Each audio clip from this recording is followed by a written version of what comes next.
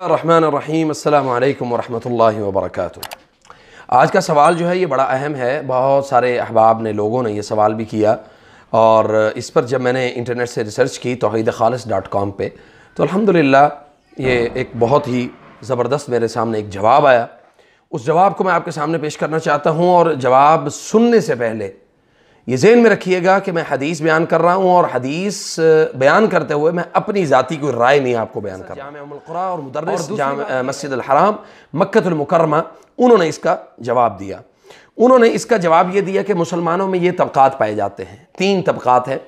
پہلا طبقہ ہے حکمران، دوسرا طبقہ ہے علماء، اور تیسرا طبقہ ہے عوام۔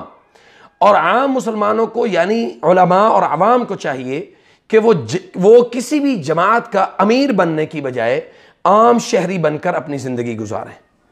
کسی بھی جماعت کا امیر بننے کی بجائے عام شہری بن کر اپنی زندگی گزاریں، اور اس میں جو شرائط ہیں یا جو فوائد ہیں وہ کیا ہیں؟ اپنے حکمرانوں کے ساتھ حسن ظن رکھیں، ان پر صبر کریں، ان کا جو دائرہ کار ہے اس میں وہ تنازعہ نہ کھڑا کریں۔ یعنی کوئی قانون اگر وہ لاگو کرتے ہیں تو اس قانون کے اوپر جو قرآن و سنت سے ٹکراتا ہوا قانون ہو اس پر آپ اختلاف کر سکتے ہیں، لیکن جو عوام اور عوامی مسائل کے لیے یا عوام کے فوائد کے لیے کوئی قانون بنایا جائے اور وہ قرآن و سنت سے نہ ٹکراتا ہو تو اس پر آپ اختلاف نہیں کر سکتے، اس پر تنازع نہ کریں، اس پر لڑائی جھگڑا نہ کریں۔ جیسے آج کل ہماری دوسری پاکستان کی دوسری سیاسی جو پارٹیاں ہیں، جو جماعتیں ہیں، وہ یہی کام کر رہی ہیں کہ ادھر ہمارا حاکم جو ہے وہ کوئی ایک قانون جو ہے نا وہ بناتا ہے، اور دوسری طرف ساری پارٹیاں جو اکٹھی ہو کے لڑائی اور جھگڑا پیدا کر دیتی ہیں۔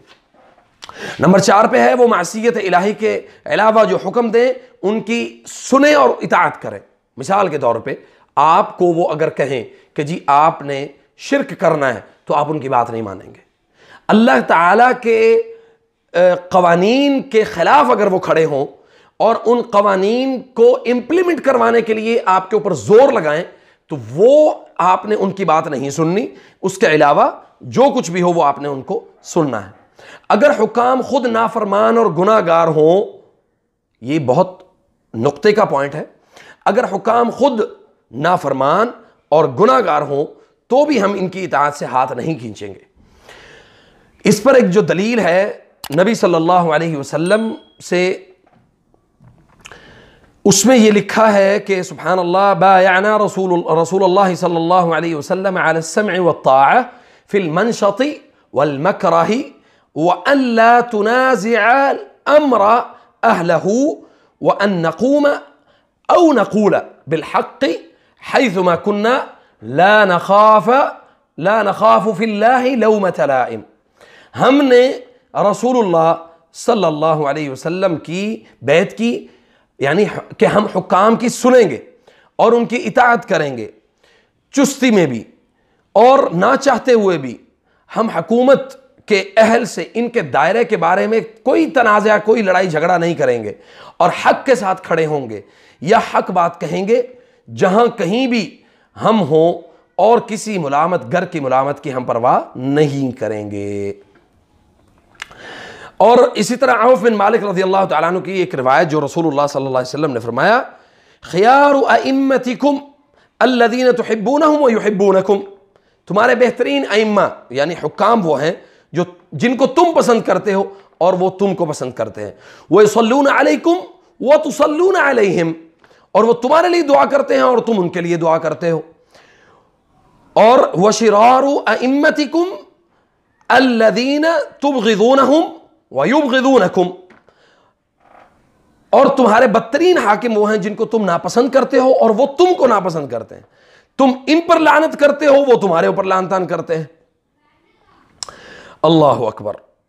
یعنی وَتَلْعَنُونَهُمْ وَيَلْعَنُونَكُمْ قِيلَ يَا رسول اللہ افلا ننابذهم بالسيف فقال ما اقاموا فيكم الصلاة واذا رايتم من ولاتكم شيئا تكرهونه فاكرهوا عمله ولا تنزعوا يدا من الطاعة، اور وہ تم کو ناپسند کرتے ہیں، تم ان پر لعن طعن کرتے ہو، وہ تم پر لعن طعن کرتے ہیں۔ عرض کیا گیا اے اللہ کے رسول صلی اللہ علیہ وسلم، کیا ہم ایسے حاکموں کو تلوار سے دفع نہ کر دیں، یعنی ان کو ان کی کرسی سے نہ اتار دیں؟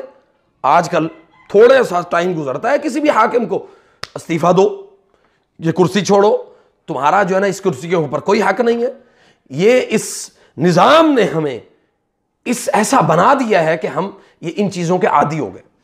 اور پھر آپ صلی اللہ علیہ وسلم نے فرمایا کہ جب تک وہ تمہارے درمیان نماز قائم نہ کریں، نماز قائم کرتے رہیں، اور جب تم اپنے حاکموں سے کوئی ناپسندیدہ چیز دیکھو تو دل سے ان کے عمل کو برا جانو اور ان کے اطاعت سے، اپنے عمل سے، اور یعنی ان کے معاملات سے اپنے ہاتھوں کو مت کھینچو۔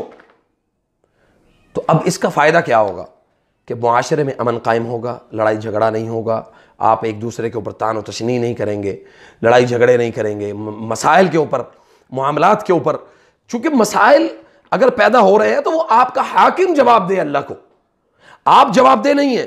یہ بڑا سمپل سا سادہ سا اصول ہے کہ کسی بھی معاشرے کے امن کو قائم کرنے کے لیے معاشرے کے اندر مظاہرے نہیں ہونے چاہیے، احتجاج نہیں کرنا چاہیے، سڑکیں بلاک نہیں کرنی چاہیے، آئے دن جناب ریلیاں نکال کے لوگوں کو تکلیف میں مبتلا نہیں کرنا چاہیے۔ اور اگر ہم یہی سارے کام کر رہے ہیں تو اس کا معنی ہے کہ ہم اللہ کے رسول اور اللہ تعالیٰ کی اطاعت سے باہر جا رہے ہیں۔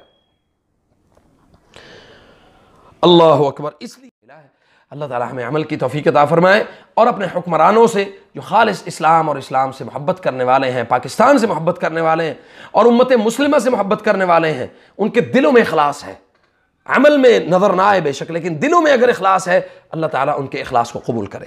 فجزاکم اللہ خیر، والسلام علیکم ورحمۃ اللہ وبرکاتہ۔